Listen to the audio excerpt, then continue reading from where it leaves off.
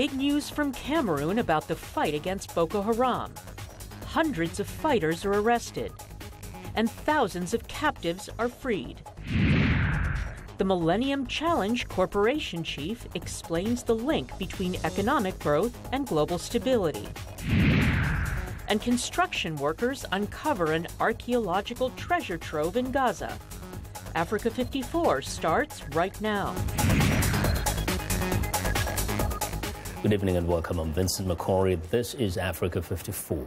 Tonight, we begin in West Africa and the fight against Boko Haram. Cameroonian officials say regional forces have arrested more than 300 of the terrorist group's fighters and freed at least 2,000 people in the first 5 days of an operation to flush the extremists from their remaining hideouts along the borders of Cameroon, Chad, and Niger. Cameroon General Abuba Doberkio, one of the commanders of the regional armed forces, says his troops destroyed a Boko Haram logistic base and training center along with vehicles and motorcycles. They also seized huge stocks of weapons and other war equipment. Doberkio says they are ready to go further into the hinterlands and completely crush Boko Haram. Now, for the latest on the situation, Eugene Fongwa joins me on the phone from Yaoundé, Cameroon. Good evening, Eugene.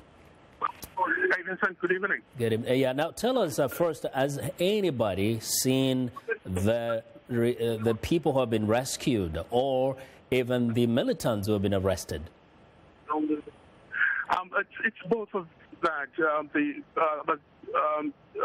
Thousands of people have been rescued, along with about 300 militants that were arrested during an operation yesterday inside of Nigeria by the multinational task force. Now, the question is, we know that there have been reports of people being released from captivity. Is there anybody who has been there, seen this one, so that we can know what's going to happen to them after the rescue? Oh, well, after the rescue, what happened is they were moved to a refugee camp in the area, which already has about 60,000 Nigerians, because authorities still have to determine their identities and nationalities. Some of these people are from Nigeria, others are from Cameroon, and some could come from other countries in the region. Now, is 300 figure of the militants a significant number? Does anybody know how many of Boko Haram people are out there? It's difficult to say how many they are. The 300 is the largest number of arrests we have seen in one single operation. In the past, what we have seen is a few dozens of arrests or militants being killed. But this is the largest number, and it indicates how many of them are still out there in the west along the border between Cameroon and Nigeria in the north. How is security at the moment on the border area of Cameroon and Nigeria? Very briefly. Like you've seen over the last couple of weeks, over the last month particularly, the number of attacks have reduced. And that's because the forces have decided to be on the offensive instead of being reactionary, as was the case in the past.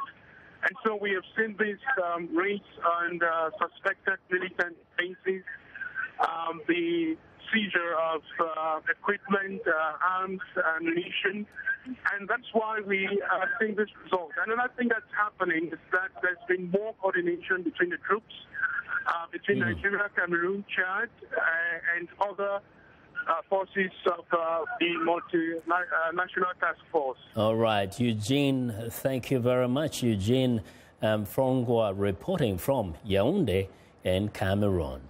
Now, Kenyan Deputy President William Ruto and his supporters are celebrating after the International Criminal Court threw out post-election violence charges against him and his co-accused broadcaster Joshua Sang.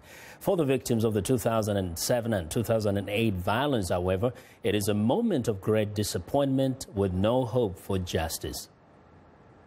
The decision was also a blow to prosecutors of the court, who have seen their highest-profile cases evaporate under heavy political pressure from Kenya and its African Union allies. The AU had accused the court of unfairly targeting Africans. The ICC says there is insufficient evidence Ruto was involved in the deadly violence that erupted in 2007 and spilled over into 2008. Tuesday's announcement marks the second time the ICC has had to admit defeat in its attempts to prosecute alleged ringleaders of the violence that left more than 1,000 people dead and forced 600,000 from their homes in Kenya. This decision is obviously disappointing to victims.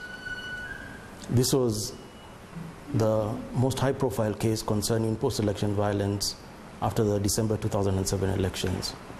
The fact that it has reached this stage means that for victims, there's very little else left for them in the courts. And obviously, at the moment, they'll be in a state of disappointment. Zephaniah Mwangi's grandfather was hacked to death by an angry mob.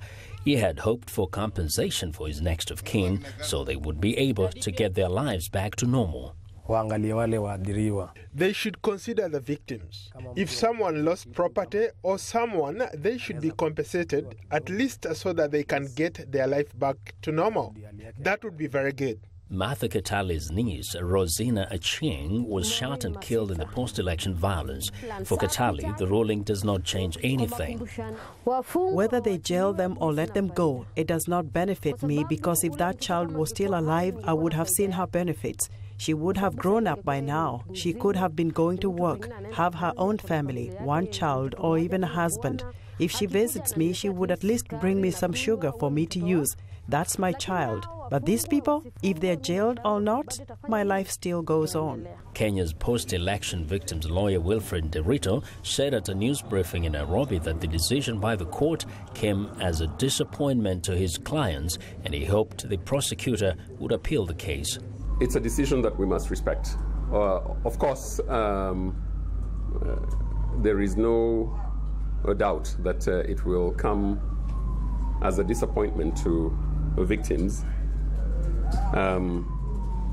But it is my hope, if not for anything else, just to ensure that the highest authority at the court has dealt with this. It is my hope that there will be an appeal by the prosecutor. Set up in 2002, the ICC has struggled to enforce its will in countries that are reluctant to cooperate with it. Well, a growing number of consumer groups and NGOs are finding fault with the current regulatory regime for preventing the marketing of so-called conflict diamonds. Critics say the industry design system fails to address 21st century realities. Viewers Jeffrey Young reports on the calls for expanding the system to cover the activities of rebel groups and others known as non-state actors. Sierra Leone's brutal civil war in the 1990s was fueled largely with cash generated by the sale of diamonds mined in rebel-held areas of that West African nation. These gems came to be known as blood or conflict diamonds. A Hollywood movie and other negative publicity prompted some countries to develop an accountability mechanism. In a Skype interview from London, Amnesty International's Lucy Graham explains the rationale behind the mechanism known as the Kimberley process. So the Kimberley process is, broadly speaking, a certification scheme that aims to stop conflict diamonds from entering international markets. And what the Kimberley process means by conflict diamonds is diamonds that are used by rebel movements to finance conflicts aimed at overthrowing legitimate governments. The Kimberley process requires member countries to certify that rough, unfinished diamonds come from legitimate sources. But the first step for raw gems on their way to market is usually regional brokers who collect diamonds from multiple sources and sell them to the world's major diamond centers, such as Dubai, Belgium, India, and China. There, gems are cut and polished into the diamonds we buy in rings and other finished jewelry. So these stones pass through many hands and many countries along the way. The whole certification process operates on an honor system under which conflict diamonds can slip into the system undetected and continue on to market. Michael Gibb of the NGO Global Witness in London told VOA by Skype that the Kimberley process is too weak to prevent such abuses. It can be difficult to tell one diamond from another, especially when they're mined in close proximity to each other, perhaps on different sides of a border or as part of the same river system. Telling diamonds apart can be genuinely quite difficult. And that's one reason we think it's important that we don't just focus on where diamonds are from, but start focusing more coherently and more comprehensively on the entire supply chain. In December 2011, Global Witness, which had been part of the effort to establish the Kimberley process, withdrew from it, saying the system was riddled with what it called persistent enforcement issues with cheating nations. One African state where that mixing of clean and conflict diamonds has taken place is CAR, the Central African Republic. The Kimberley process withdrew its approval of the sale of CAR's diamonds in 2013. Amnesty's Lucy Graham, again by Skype, says her NGO's investigation shows how that nation is allegedly cheating.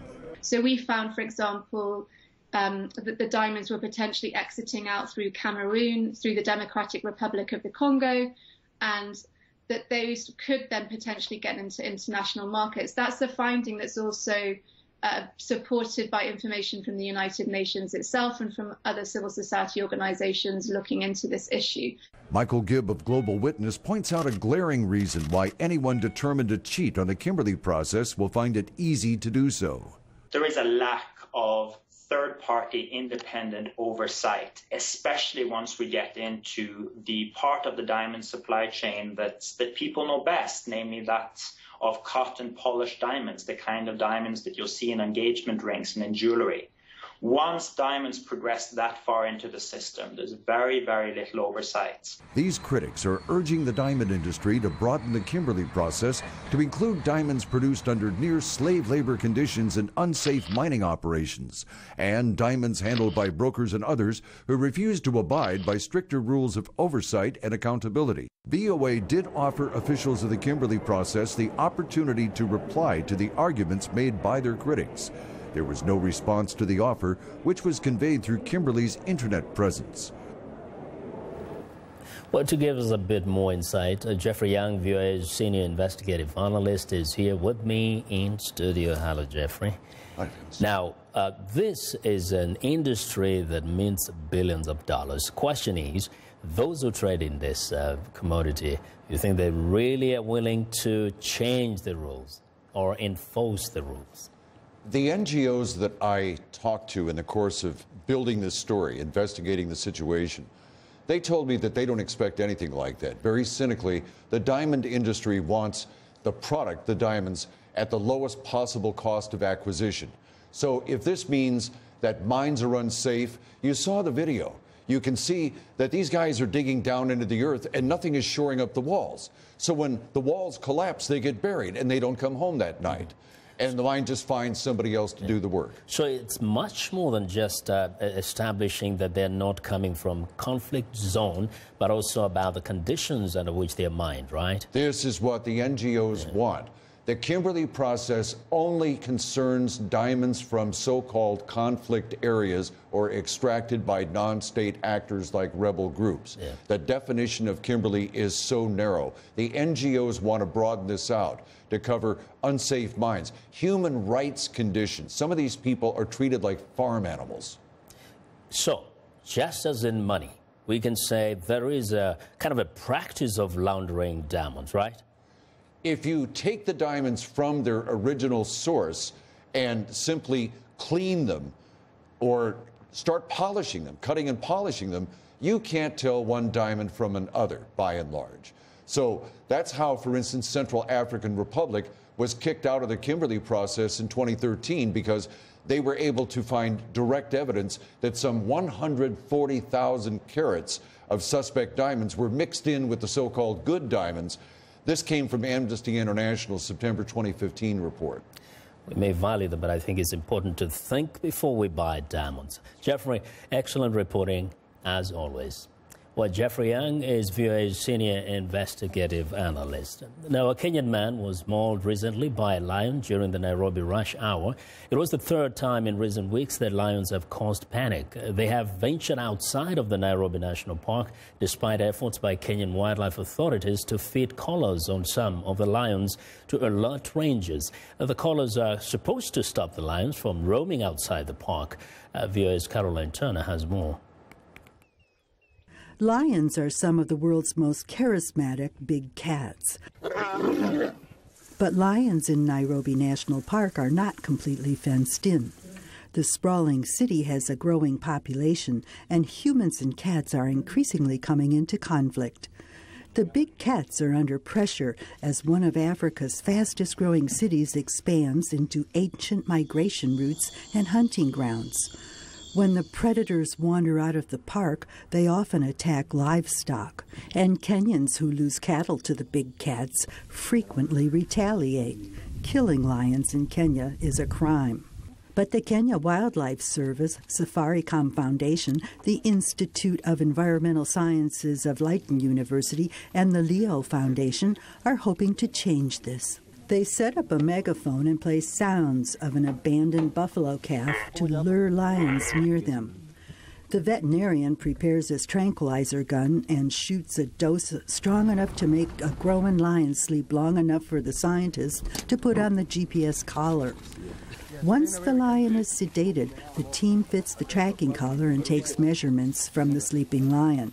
The future can now be only bright for the lions of Nairobi National Park, as well as the surrounding communities, because we are going to arm ourselves with information that is going to serve the dual purpose of achieving conservation of the lions, as well as resolving the human-lion conflict. 2 lions were fitted with collars in 2014, and plans are for 6 more lions from different prides to be fitted.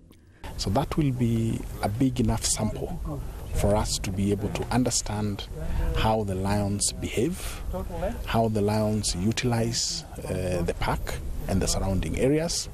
It will generate enough information for us to understand the pride structures, the ages, the sex structures, and so on, which is very useful information in trying to determine what the long-term viability of this population in Nairobi National Park is. The information gathered will support Nairobi National Park and lion management.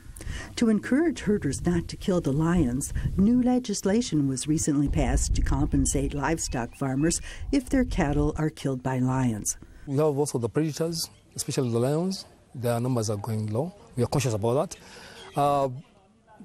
Human beings, especially Kenyans, have been looking at the predators as a nuisance because they really go into their livestock.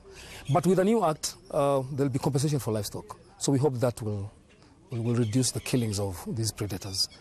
And that is what is our concern right now. The lion tagging project is expected to run for 5 years. Scientists hope it will raise awareness on lion movements and provide clues on how to prevent people from being mauled and livestock from being hunted down by these big cats. Carolyn Turner, VOA News.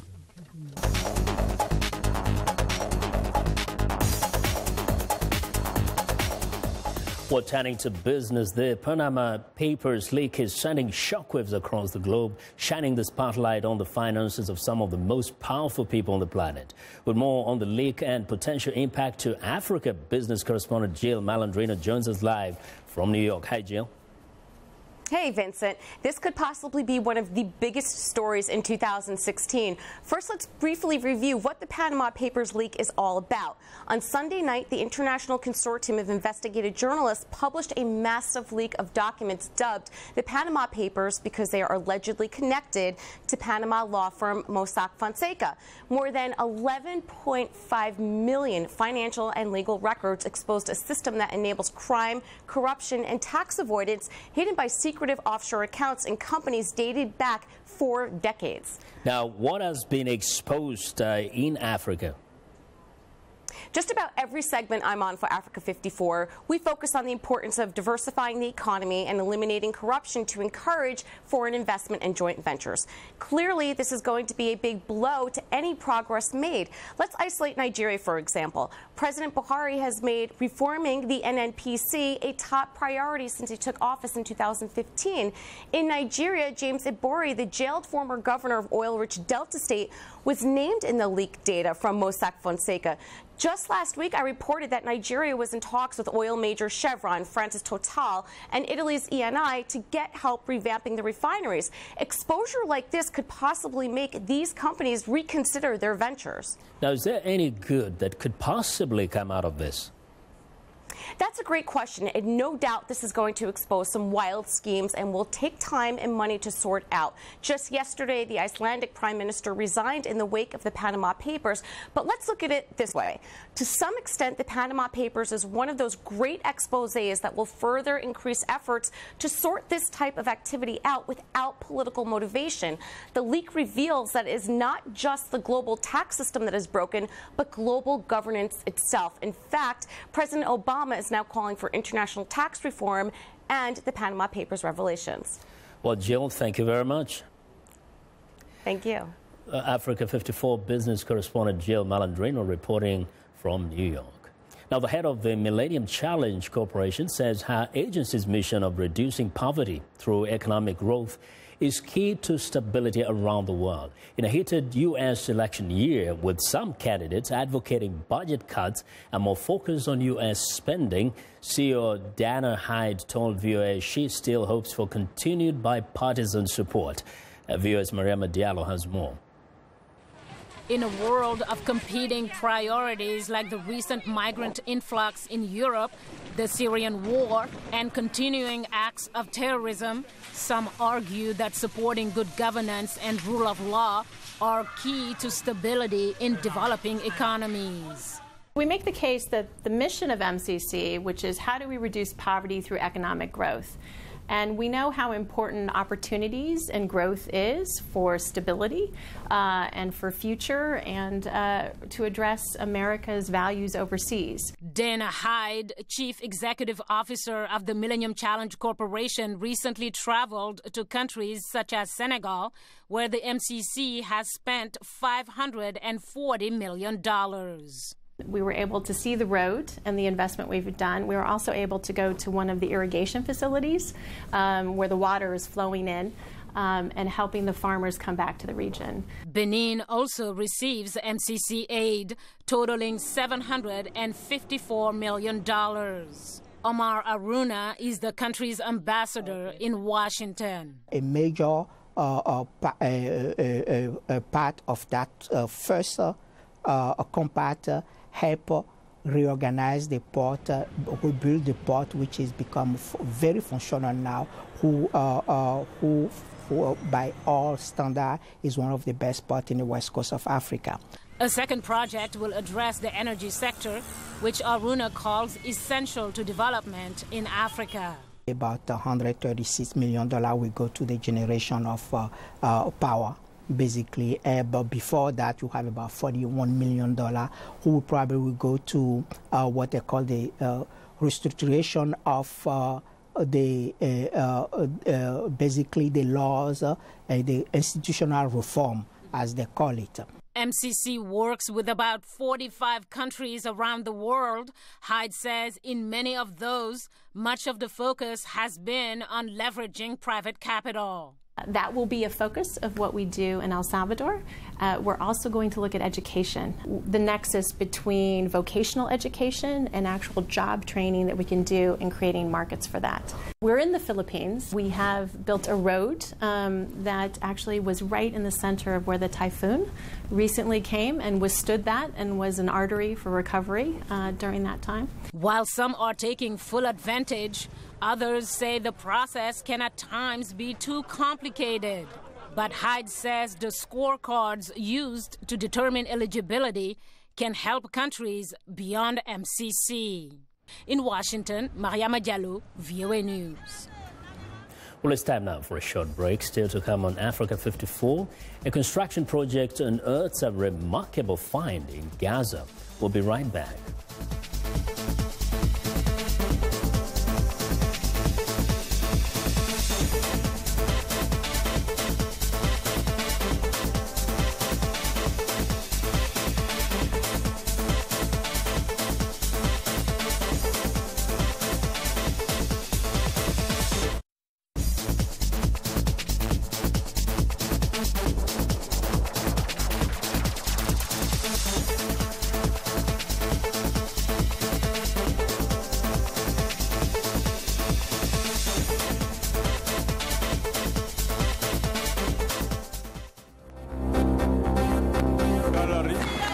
Expected not to do what you are doing. You are traitors. Honorable Singh. There is a difference.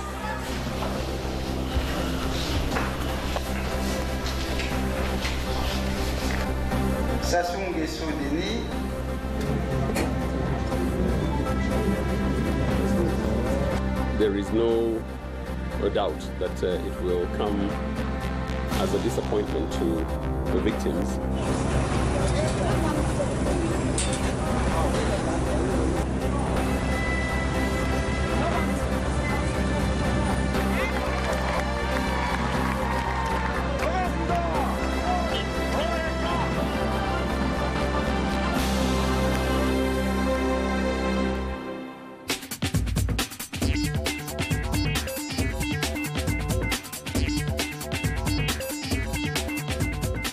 Welcome back to Africa 54. Here's what's trending. For the past 55 years, the Rolling Stones have made a career out of pushing things to the brink. On Monday, the band attended a private viewing in London of Exhibitionism, the largest exhibit of Stones memorabilia ever mounted. Exhibitionism features art and design, film, video, fashion, performance, and rare sound archives. It's not the first time a rock legend has achieved museum status. The David Bowie exhibition is touring the world until 2018. The show generated over £3 million in merchandise sales during its London tour alone. Now, from the valuable to the priceless, construction workers in the Gaza Strip have discovered what they believe to be a Christian religious site from the Byzantine era. The Hamas-run Tourism and Antiquities Ministry says the discovery included remnants of marble Corinthian pillars, foundations and crowns, some of them with a Greek cross. The ruins likely belong to a church-like structure that existed in what is now Gaza City. The antiquities date back to the 6th century and are characteristic of the era of Emperor Justinian. The items were discovered during construction of a shopping center. The antiquities are to be taken to the ministry's museum for further study. And that is what is trending today. Well, that's our show for today. Be sure to watch Africa 54 on our website at voaafrica.com. For more news, tune in to VOA's evening radio show, Africa News Tonight at 1800 UTC. And in the morning today, Break Africa between 0300 and 0600 UTC, Monday through Friday. Thanks a lot for watching. From all of us in Washington, have a good night.